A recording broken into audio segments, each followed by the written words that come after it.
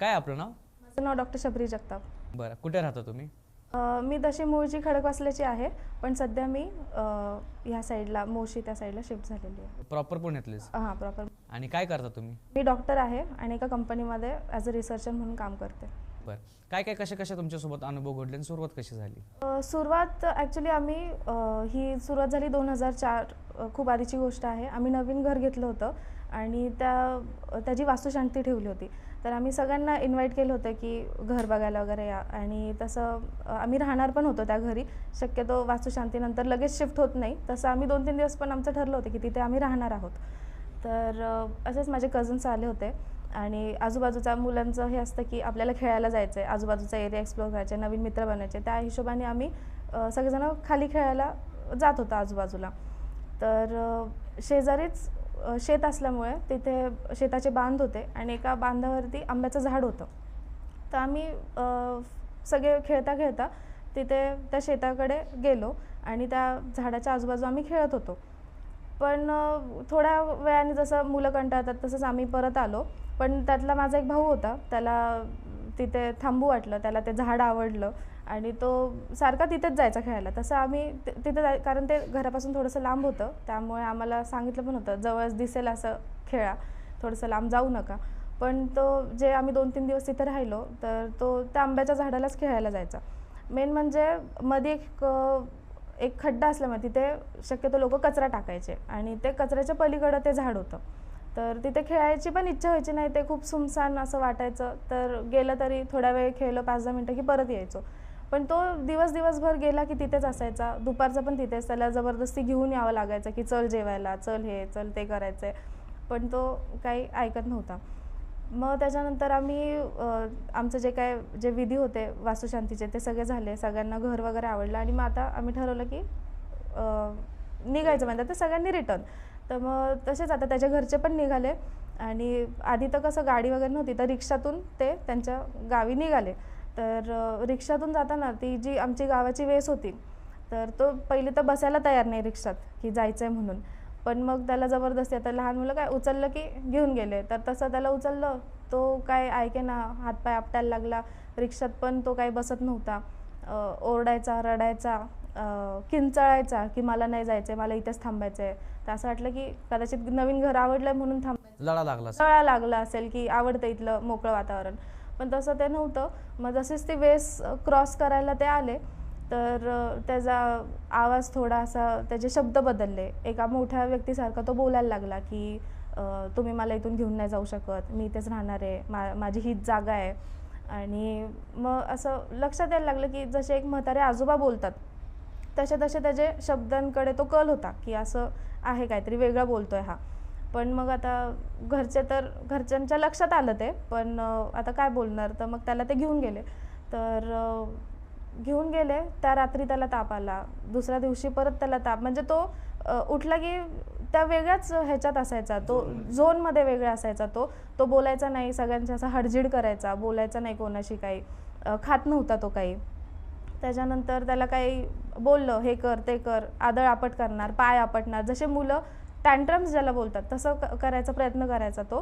पण असं तुच्छ लेखायचा समोरच्याला की तुम्ही माझ्याजवळ येऊ नका किंवा माझ्याशी तुम्ही बोलू नका, मला जिथून आणलं आहे मला तिकडे सोडा, असं त्याचं एकंदरीत हे होतं. मग त्याच्यानंतर त्याच्या जे घरचे होते त्यांनी मग ठरवलं की असं किती दिवस चालणार. तर मग त्याला लवकरात लवकर एक जवळचे कोणी होते तर त्यांच्याकडे घेऊन गेले आणि तिथून मग त्याला काय त्यांच्याकडून आल्यानंतर त्याला बरं वाटायला लागलं. मग तसा तो बरा होत गेला आणि मग आता त्याला ती गोष्ट आठवत नाही, पण बाकीच्या सगळ्यांना आठवते की त्यांनी काय पराक्रम. ते कळलं का कोण होतं, काय होतं ते आता शक्यतो बांधावरचे जे त्यांनी आंबे खाल्ले होते तिथून, म्हणजे ज्या कैऱ्या वगैरे होत्या ना, तर काहीतरी असेल, ते झाड कोणाचं तरी असेल किंवा ते जसं शेतकरी असतात तर ते आवडीने काही आंबे लावतात. तर ते आजोबा कदाचित वारले असेल, आता आपल्याला तर माहित नाही, आपण नवीन गेलो होतो त्या ठिकाणी. आजूबाजूच्या लोकांना विचारलं नाही का त्यावेळेस आम्ही नवीन गेलो होतो तिथे आणि कोणाला विचारणार ना की हे कोणाचं शेत आहे किंवा हे कुठले आजोबा आहेत का. तर आमची पण फार अशी त्या गावात ओळख नव्हती त्यावेळेस. आणि ते लक्षात आलं आमच्या नंतर, ते जसं त्या माणसाकडे घेऊन गेले आणि विचारलं कुठून आले काय. तर मग त्यावेळेस ते जे आतमध्ये होतं त्यांनी सांगितलं की हा आलेला झाडाच्या इथे, माझ्या झाडाचे आंबे खाल्ले त्यांनी. तर मग ते कारण आम्ही कोणीच आंबे वगैरे खाल्ले नव्हते त्या झाडाचे, म्हणजे कैऱ्याच होत्या त्या, असे पिकत आलेले आंबे होते, पण त्यांनी ते आंबे खाल्ले आणि त्यामुळे त्याला तो त्रास झाला. तर मला असं वाटतं की कदाचित जे आजोबांचं ते शेत होतं ते आता हयात नसतील आणि त्यांचा जीव असेल त्या आंब्याच्या झाडामध्ये, आणि त्याच्यामुळे त्यांनी ते आंबे न विचारता तो त्या झाडाकडे गेला आणि ते घेतलं, म्हणून त्यांना ते लागलं. घरच्यांना काय त्रास वगैरे त्याच्यामुळे घरच्यांना नाही, पण त्या मुलालाच खूप त्रास झाला. त्यांनी जेवण वगैरे सोडलं होतं, त्याला ताप येत होता आणि मग असं म्हणजे दाखवून आणल्यानंतर त्याला हळूहळू फरक पडला. पण असं जाऊन कुठे काही खाऊ नये न मागता, आंबट गोड गोष्टी तर खाऊच नाही. बरोबर. आणि किती वेळ लागला ह्या सगळ्या गोष्टींना, म्हणजे त्रास किती दिवस? 3 दिवस तर आम्ही ऑलरेडी त्या वास्तुशांतीसाठी तिथे राहणार होतो, म्हणजे 3-4 दिवस ते, आणि शिवाय घरी गेल्यानंतर 1-1.5 आठवडा तरी ते सगळं त्याचं चालू होतं की जेवणार नाही किंवा त्याला जे पाहिजे तसंच करायचं, आदळआपट करायची, किंचाळायचं, जोरजोरात हे करायचं, मला नेऊन सोडा, मी इथे नाही राहणार, ते तसं चालायचं. बरं. ह्याच्या व्यतिरिक्त अजून कुठला अनुभव आहे? अजून एक दुसरा अनुभव आहे. तर लहान असताना जसं आपण मावशीकडे काकाकडे असं राहायला जातो, तसं मी आमच्या मावशीकडे गेलो होतो राहायला. त्यांच्या शेजारच्या घरात लग्न होतं. तर आता उत्सुकता असतेच आणि सगळे लहानपणी सगळेच मित्र असतात, सगळ्यांचीच घरं आपलीच घरं असतात. तर मग त्यांच्या घरी आम्ही गेलो, तर असं त्यांचं वर खाली असं घर होतं, आतून जिना होता. तर ती लग्नाची लगबग अशी चालू होती आणि बघितलं आम्ही, तर ते देव वगैरे मांडले होते, मंडप पडला होता आणि मेन रोडवरतीच ते घर होतं, मेन रोड आणि पलीकडं कचरकुंडी असं होतं. तर आम्ही बघितलं, तर त्या ज्या मुलीचं लग्न होतं तिची आई काही घरात नव्हती. मग असं विचारण्यात आलं की कुठं गेली काय, तर किंवा विचारायचंच ना, आई सगळं काही करते. तर बघितलं तर नवरी मुलगीचं तिचं चाललंय, पण आईच नाही आहे. मग आम्ही तर काय आमच्या खेळण्यात होतो, ते जिन्यावरून वर उतरा खाली चढा ते सगळं चाललं होतं. पण मग असं बोलण्यातून लक्षात आलं की त्या कचरकुंडीच्या इथे जाऊन बसल्यात. तो घरात एवढं मोठं कार्य आहे, घरात काम आहे, पण त्या कचरकुंडीच्या इथे का जाऊन बसल्यात, हे मग नाही का हे झालं. मग घरातले मोठे जाऊन त्यांना सारखे बोलून आणायचे की चला, पण त्या काही येत नव्हत्या घरात. ते नवीनच ते देव वगैरे आणलेले आणि ते हॉलमध्येच तिथे दारातच ठेवले होते. तर ते दिसत होते आणि मेन म्हणजे लगेच, तर ते खूप लांब जाऊन त्या बसल्या होत्या, कचरकुंडीत जाऊन बसल्या होत्या त्या. तर मग त्यांना तिथून आणलं 2-4 जणांनी पकडून, घरी बसवलं आणि मग जसा तो प्रोग्राम वगैरे सुरू झाला, देव वगैरे पूजन सुरू झालं, त्या बायका आल्या परडी भरायला. मग त्यांच्या लक्षात आलं की हे काही वेगळं आहे, त्या जाऊन सारखं कचरकुंडीत तिकडे पळतायत आणि मग त्यांना ते असं डांबून ठेवल्यासारखं बसवलं आणि मग ते हळद कुंकू लावा, ते काय लावून घेत नव्हत्या, जोरजोरात ओरडायच्या, किंचाळायच्या. तो जो ज्यावेळेस प्रकार घडला त्याच्या आधी कधी तसा प्रकार घडला? कधीच नव्हता असं. त्या खूप शांत असायच्या, म्हणजे कोणाशी बोलायच्या नाही त्या, म्हणजे त्यांना असं सोशलाइज व्हायला आवडत नव्हतं. पण आम्ही पण काय असं जात नव्हतं त्यांच्याशी, म्हणजे फोर्सफुली काही करत नव्हतं. त्या त्यांच्या अशा अलिप्तच राहायच्या. आणि मग आम्हाला असं वाटलं की आता त्यांचं लग्न सर आहे, तर त्या असं खूप उत्साहाने काम करतील किंवा काय, तर त्या एकदम विचित्र, आम्हाला ते चित्र बघायला मिळालं तिथे. आणि मग आम्ही ते जिन्यावर जे मी सांगितलं तुम्हाला, तर आम्ही प्रत्येक इथून एक छोटंसं मूल वरून खाली वाकून बघत होते की नक्की काय चाललंय. तर असे खाली देव आणि समोरच त्यांचा सगळा असा गोंधळ चालू होता की मला इथं नाही थांबायचं आहे, जसं की त्यांना भासतंय किंवा खूप त्रास होतोय असं. ते म्हणजे त्यांना त्या जमिनीवर पायच नाही ठेवायचा, त्यांना तिथे थांबायचंच नव्हतं, त्यांना जाऊन ते रोड क्रॉस करून त्या कचरकुंडीतच बसायचं होतं. म्हणजे तिथपर्यंतच काय ते असं असेल की एवढ्या रेडियसमध्ये त्यांना यायचं नव्हतं. मग त्याच्यानंतर त्या बायका वगैरे आल्या, त्यांनी असं डिस्कशन केलं की हे काहीतरी बाहेरचं दिसतंय, आपण थोडंसं लग्न कार्याचं काम थोडं थांबू, आपण पहिलं हे करू, कारण हे निस्तारलं तर आपल्याला पुढचं बघता येईल. बरोबर. तसं ते मोठ्यांनी डिसिजन घेतला. आम्ही वरून सगळं बघत होतो की काय चाललंय. आम्हाला बाहेर पण पडता येईना, आम्हाला वरून पण कुठं जाता येईना, ते वर खाली घर असल्यामुळे आणि आतूनच जिना. तर आणि आता भीती की कसं काय त्यांच्या शेजारून म्हणजे समोर उभं राहायची हिंमत नाही त्यांच्या, कारण त्यांचा जो आक्रोश होता, त्यांचे डोळे वगैरे फिरवणं, त्यांचं ते केस मोकळे सोडणं, म्हणजे वारं येणं नाही, विचित्र, खूप विचित्र, किंचाळणं जोरजोरात, असं ऐकलं नव्हतं कधी. आणि मग त्यांना ते एक छडी असते, त्या छडीने ते मारत होते की कोण आहे. मग कोण आलं होतं का बाहेरून? त्यांच्या अंगात येत होतं काहीतरी, जे बोलत होतं. मग ज्या परडीवाल्या ज्या बायका होत्या त्या 4-5 जणी होत्या, तर त्यांच्याकडे एक छडी होती देवाची. तर त्यांनी त्या ज्या काकू होत्या त्यांना मारत होते, की म्हणजे जोरात नाही, पण असं ते टच केलं तरी त्यांना असं खूप दुखायचं, की ह्यानी मला स्पर्श नको. तर मग विचारायचे की काय, की मी सांगते. मग सांग तू कोण आहे? नाही, मग मला सिगरेट दे. नाही, कोण आहे? नाही, मग मला बिडी दे, मग मी सांगते. मग असं त्यांची एक डिमांड वाढायला लागली. मग त्यांना हे लक्षात आलं की आहेच काहीतरी. मग हे कन्फर्म व्हायला लागलं की असं एक डिमांड यायला लागली. मग ते दारू मागायचे कधी, मग कधी बिडी मागायचे. त्याच वेळेस का? त्याच वेळेस तिथे की इथं देव आहेत, समोरच त्या बायका आहेत, त्यांच्या परडी वगैरे आहेत, आणि इथं त्यांना असं सगळ्यांनी घेरून मध्ये बसवलंय. आणि मग ते असं की विचारपूस चालली की कोण आहे तू, सांग कुठून आली सांग. आणि त्यांना विचारलं की मी सांगते, मला हे द्या. मग मला सिगरेट द्या, मला दारू द्या, मला बिडी द्या. आणि त्याच्यानंतर ते बोलले की आम्ही देतो. एकदा त्या म्हणल्या की उलट्या पाकाची कोंबडी द्या. म्हणजे ते तर नाही माहिती, पण तो शब्द माझ्या लक्षात राहिला. तर त्या म्हणे की उलट्या पाकाची कोंबडी द्या. तर मग ते म्हणे की आम्ही देतो तुला, तर आम्ही सगळं करतो तुझं, पण तू सांग कोण आहे, काय आहे. मग त्यांच्यासाठी नॉनव्हेज आणलं, त्यांच्यासाठी ते बनवलं त्यांनी. ते म्हणजे तसंच ते आणि उकळलेलं तसं खाल्लं त्यांनी ते. आणि ते जे हे असतं बिडी सिगरेट वगैरे, ते काहीतरी ओवाळून त्यांनी ते टाकून दिलं. म्हणजे तिथल्या तिथंच त्याच दिवशी हे सगळं एका दिवसात सगळं चाललं होतं. आणि आम्ही वरतीच अडकलेलो, की आम्ही छोटी मुलं, आम्हाला बाहेर पण पडता येईना, आणि उत्सुकता तर एवढी की बघायचं आहे. मग आम्ही ते जिन्यावरून बघत होतो सगळं. आणि त्यांना मग ते ओवाळून वगैरे टाकलं त्यांच्यावरून सगळं, आणि खायला पण दिलं त्यांना. मग आता ते म्हणे की मग थोडं ते सांगत होते की ही आली होती आमच्याकडे. मग कुठं आली होती? तर म्हणे ही पाणी भरायला आली होती. आणि त्यावेळेस त्यांचं वय म्हणजे खूप लहान होत्या त्या. त्यांचं लग्न लवकर झाल्यामुळे त्या कुठेतरी पाणी भरायला गेल्या होत्या. तर साती आसरा काहीतरी असतं, तर ते त्यांना लागलं होतं. आणि त्या 5 बायका काहीतरी असतात, तर त्याचा तो त्रास होत होता. त्या तिकडून पाणी भरून येतच होत्या की अजून एका ठिकाणी एका खांबाच्या खाली ते पाण्याचे एकावर एक जे घडे होते ते घेऊन दमल्या, तर एका ठिकाणी बसल्या.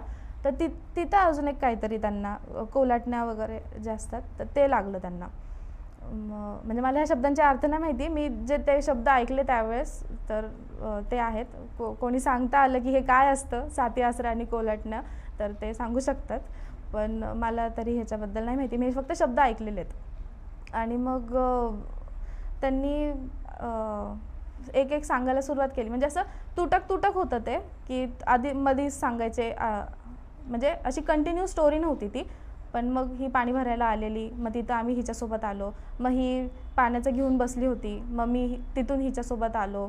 मग ते जवळजवळ कधी त्या 14-15 वर्षाच्या असतील तेव्हा ते त्यांना लागलेलं, ते कोणाच्या लक्षात नाही आलं. आणि आता त्या जवळजवळ 40-50 वर्षाच्या त्या झाल्या, ज्यावेळेस त्यांच्या मुलीचं लग्न निघालं. तर तोपर्यंत कोणाला असं माहीतच नव्हतं की हे असं आहे. तर मग त्यांना असं की असं का नाही का, की कोणाच्या का नाही लक्षात आलं. तर असं समज झाला की हा त्यांचा स्वभावच आहे, की हे असं थोडं अलिप्त राहतात, हा त्यांचा स्वभाव आहे. पण त्यांना तो त्रास होत होता, हे कोणाच्या लक्षात नाही आलं, त्यामुळे कोणी दाखवलं पण नाही.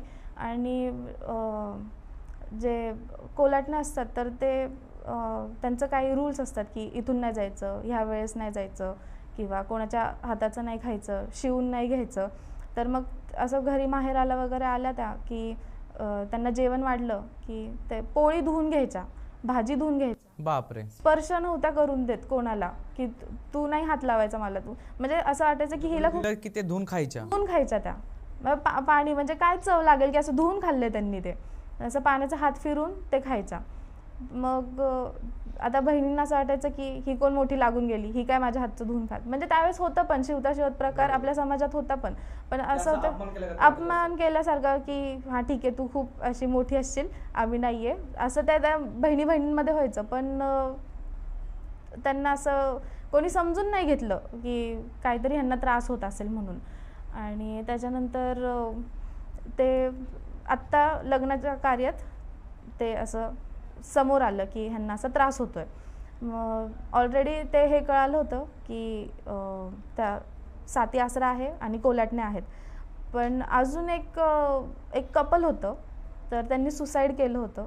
त्यांचं काहीतरी इंटरकास्ट होतं. तर त्या ज्या फिमेल होत्या त्या नॉनव्हेज खात नव्हत्या आणि जे दुसरे त्यांचे जे पार्टनर होते त्यांना नॉनव्हेज खूप आवडायचं. तर ते दोघं पण त्या काकूंच्या शरीरात होते. ते कसं कळालं की तेच दोघं जण होते म्हणून? ते त्यावेळेस बोलता बोलता त्यांनी सांगितलं की आम्ही हे पकडलेलं आहे आणि आम्ही हे सोडणार नाही. जर आम्ही निघालो तर हे डेथच होईल, असं त्यांनी त्यावेळेसच त्या ज्यावेळेस ते विचारपूस चालली होती. तर विचारपूसचं पण खूप जवळजवळ 4-5 तास गेले असतील त्याच्यामध्ये. आणि खूप ते मध्ये मध्ये थांबायचे, ते थकायच्या, तर रडायच्या, खूप जोरात ओरडायच्या. त्या बायका ज्या अशा घेरून थांबलेल्या त्यांना, त्या कुठं जाऊ देत नव्हत्या त्यांना. आणि शिवाय ते कापूर दिलेला त्यांना, तर तो जळता कापूर खायचा आणि की खा म्हणायचं. तर खाल्लं पण त्यांनी, असं 1-2 नाही, 4-5 कापूर खाल्ले त्यांनी, आमच्या समोर खाल्ले. आणि मग ते पान वगैरे दिलं त्यांना बनवून, ते पण खाल्लं त्यांनी.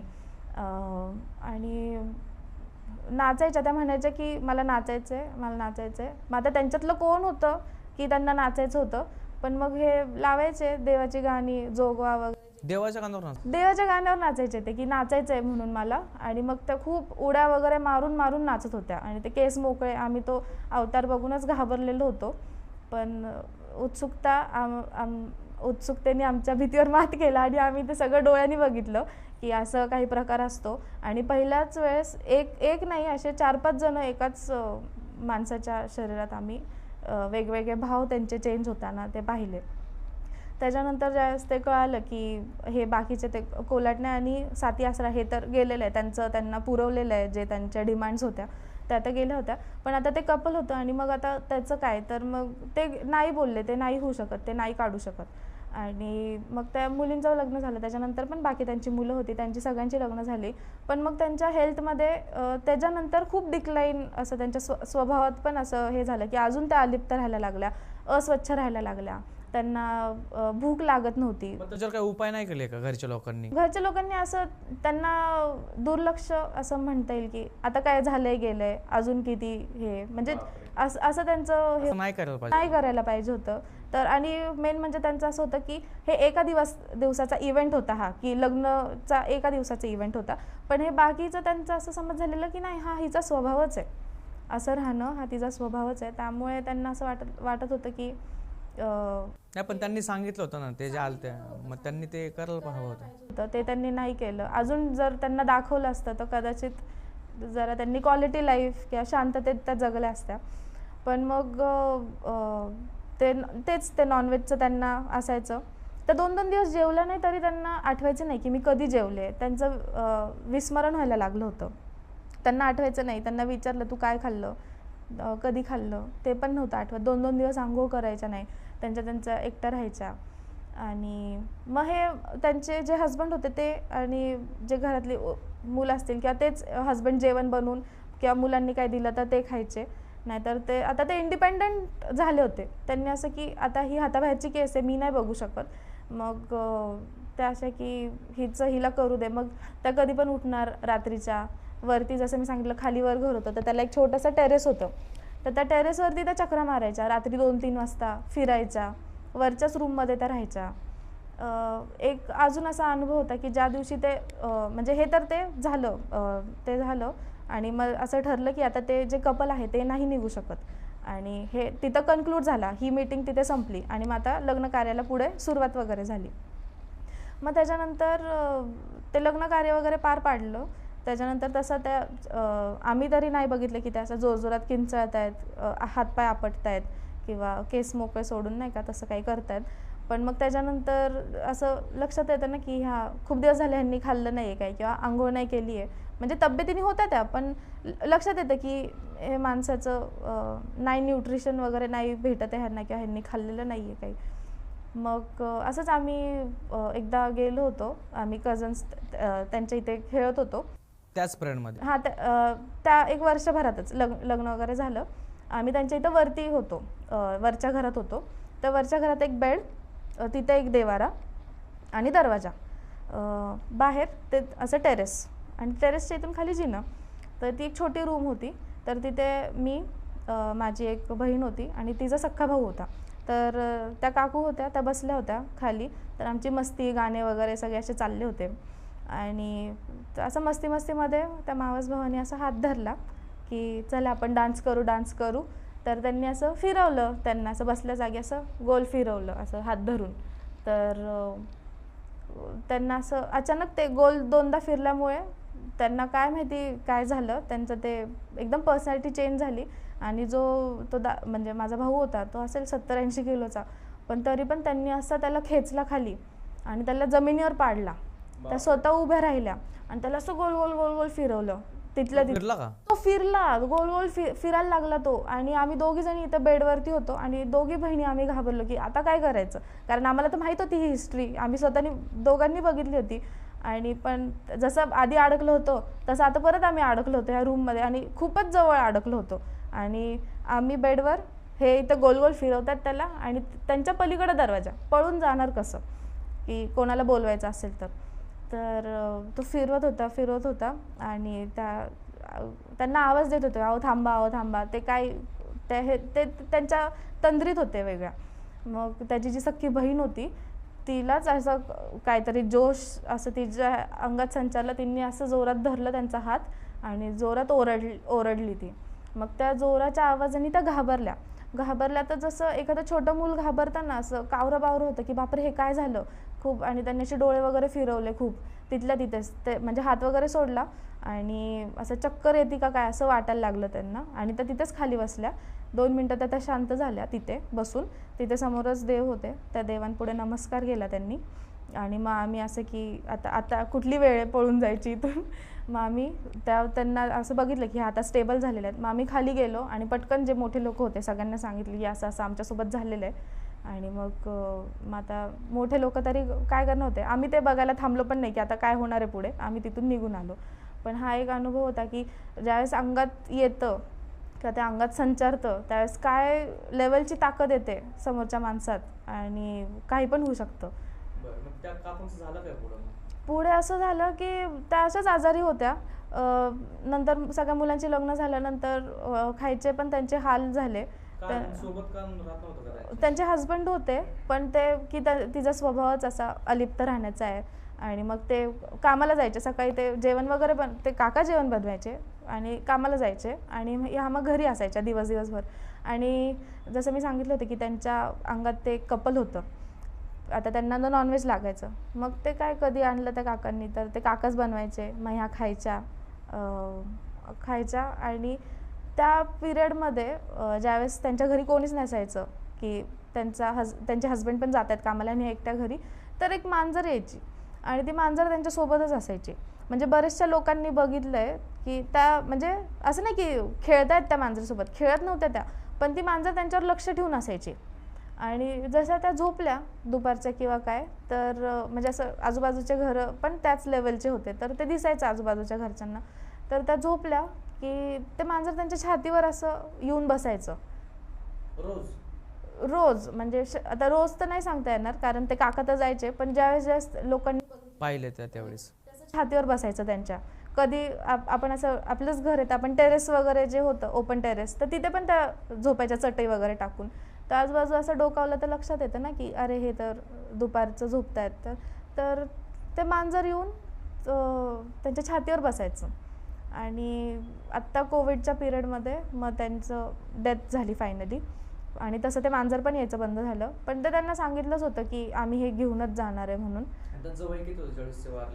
असेल 55 वगैरे असेल, 50 एवढं पण जास्त नव्हतं. पण तेच आहे की निग्लिजन्समुळे की अजून कुठे जर त्यांना दाखवलं असतं तर कदाचित झालं वाचलं.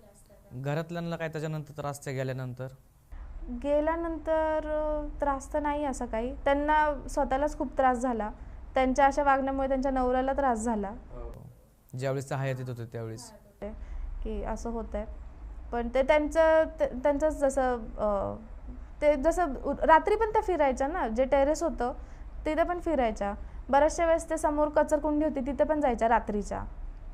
तर त्यांना असं हेच नसायचं की भान नसायचं की रात्रीचं आपण उठून चाललोय कुठं जातोय काय. आणि त्यांना भीती पण नसायची की रात्रीचं कशाला कोण जाईल ना.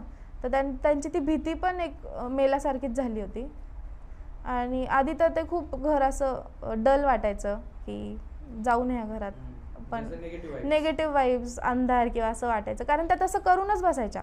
त्या स्वतः तर आंघोळ करायच्या नाही, घर पण स्वच्छ करायचं नाही, त्या देवांना कधी आंघोळ घालून त्यांची पूजा केली असं पण नव्हतं.